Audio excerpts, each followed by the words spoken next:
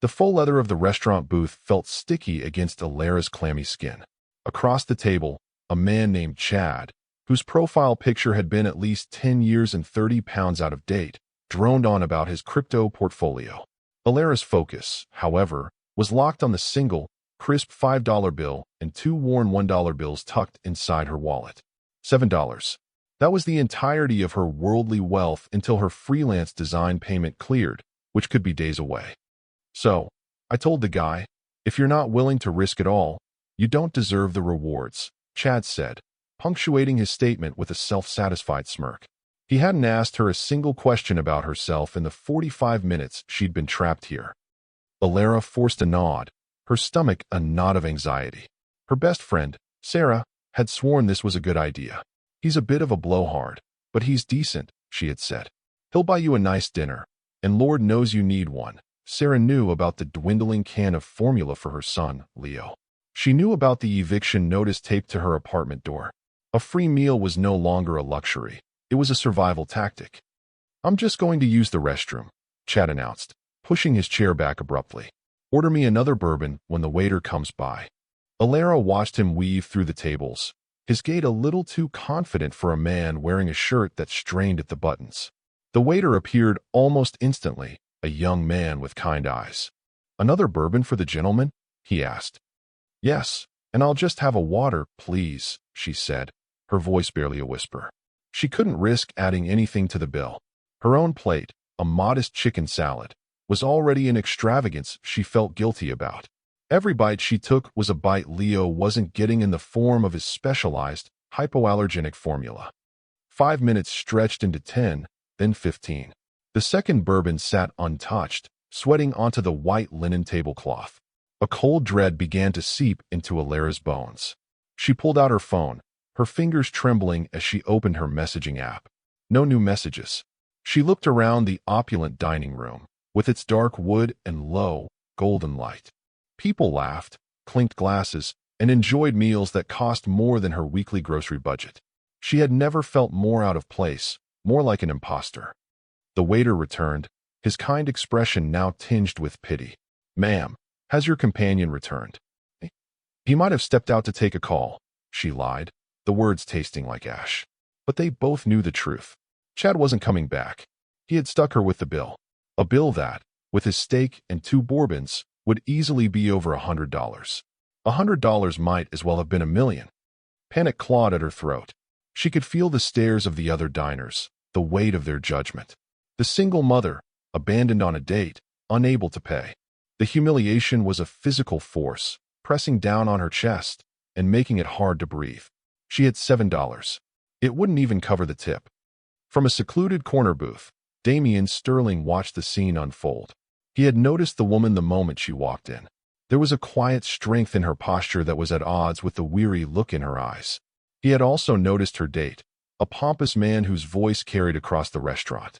Damien had spent his life reading people, a skill honed in boardrooms where sharks circled, and he had pegged the man as a cad within minutes. When the man left for the restroom and didn't return, Damien felt a familiar, cold anger settle in his gut.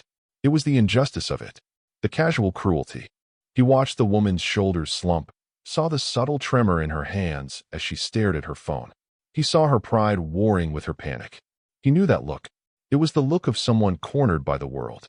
Damien's own life was a fortress of wealth and control, built to keep the chaos of the world at bay. Yet, watching her, he felt a crack in its walls. His dinner companion, a venture capitalist trying to secure funding, was still talking, but Damien's attention was gone. The numbers and projections were just meaningless noise. The only thing that felt real was the quiet desperation playing out at that table across the room. He remembered a time when his own wife, long gone now, had faced the world with that same fierce, fragile bravery. The memory was a sharp, unexpected pang in his chest. He saw the waiter approach her table, saw the quiet, devastating exchange. He saw her open her wallet and stare into it, as if it held the answer to an impossible equation. It was then that he made his decision. He stood up, cutting his companion off mid-sentence. Forgive me, Charles.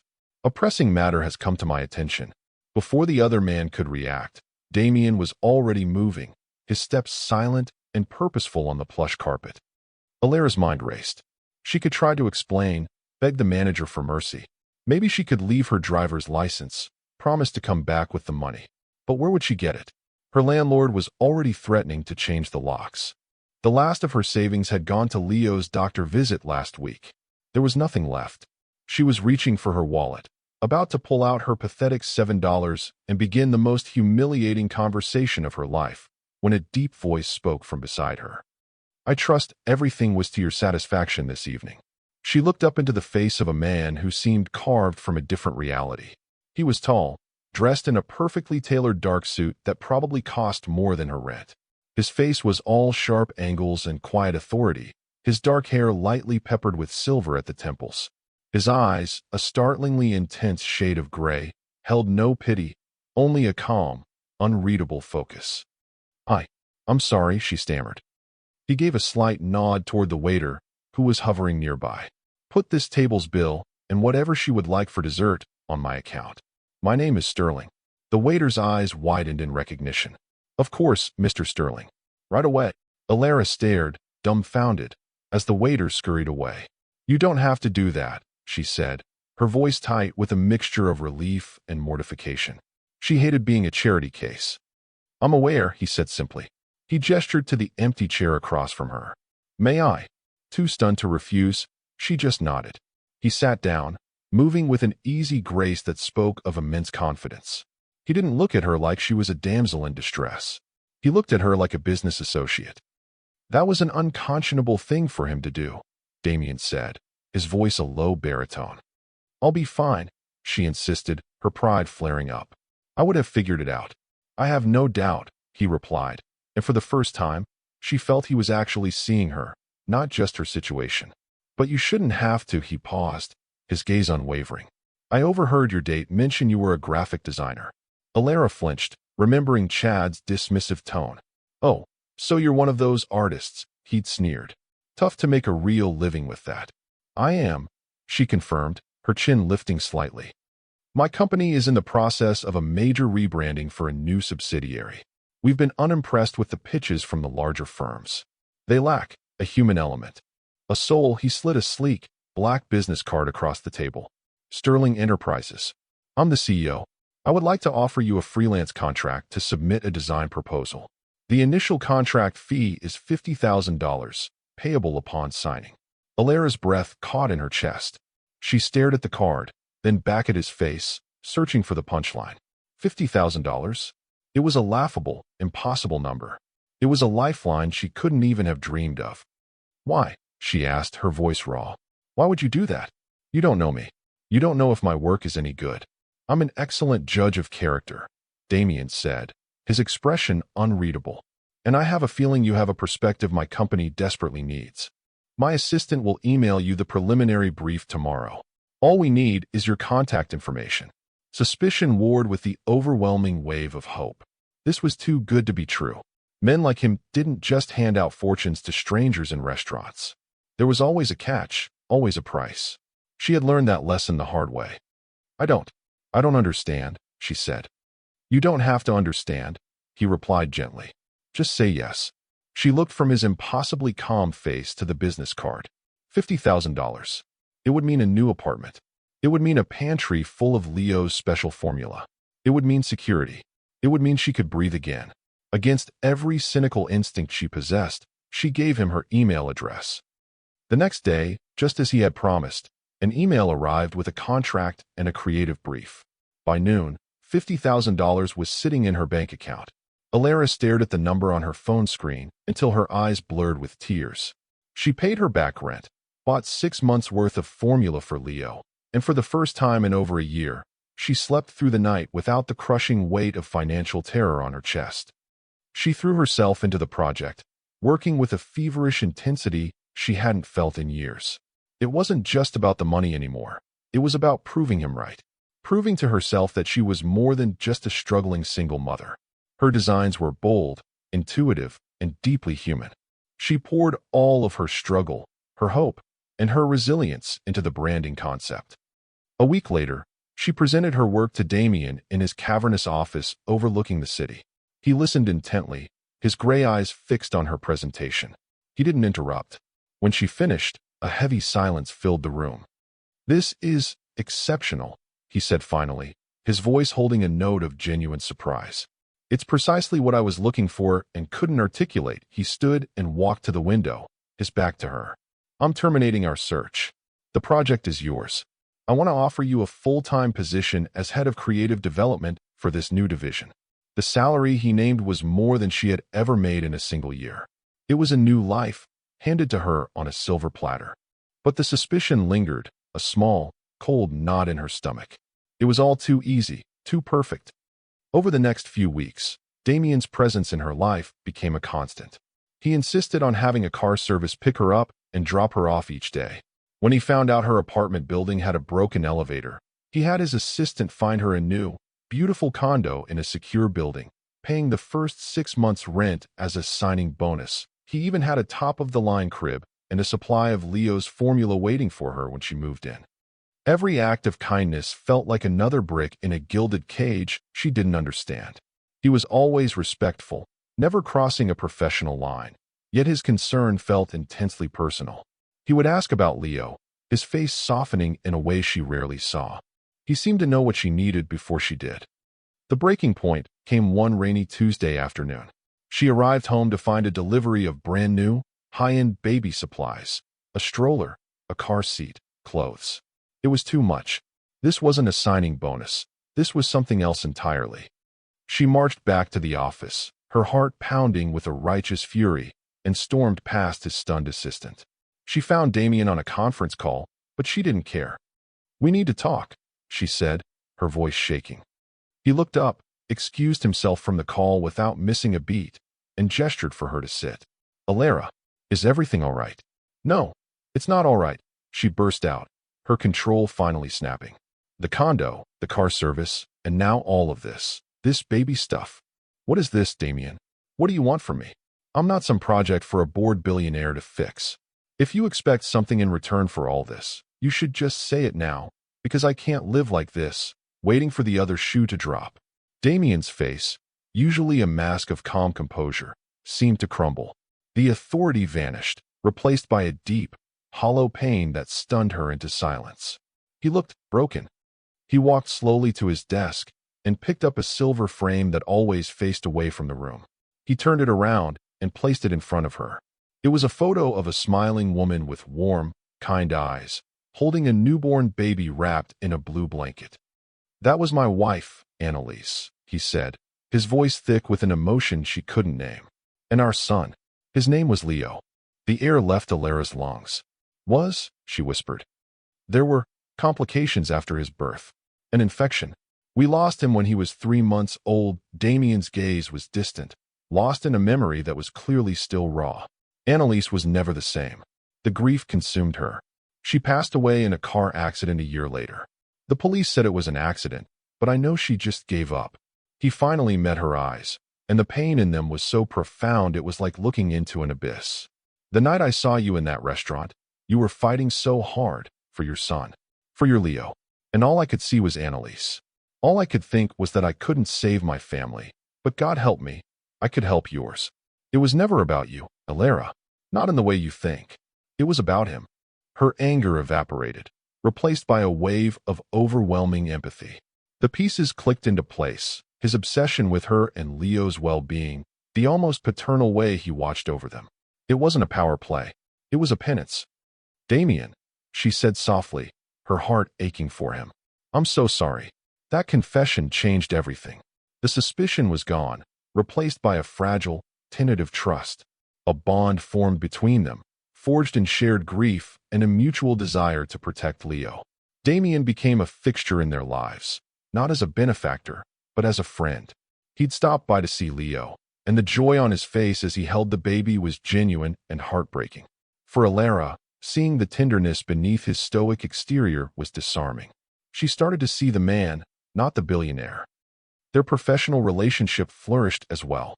Alara's creative division became one of the company's most successful, and her insights were invaluable. She and Damien became a formidable team, their skills complementing each other perfectly. The quiet dinners to discuss work bled into comfortable weekends spent at the park with Leo.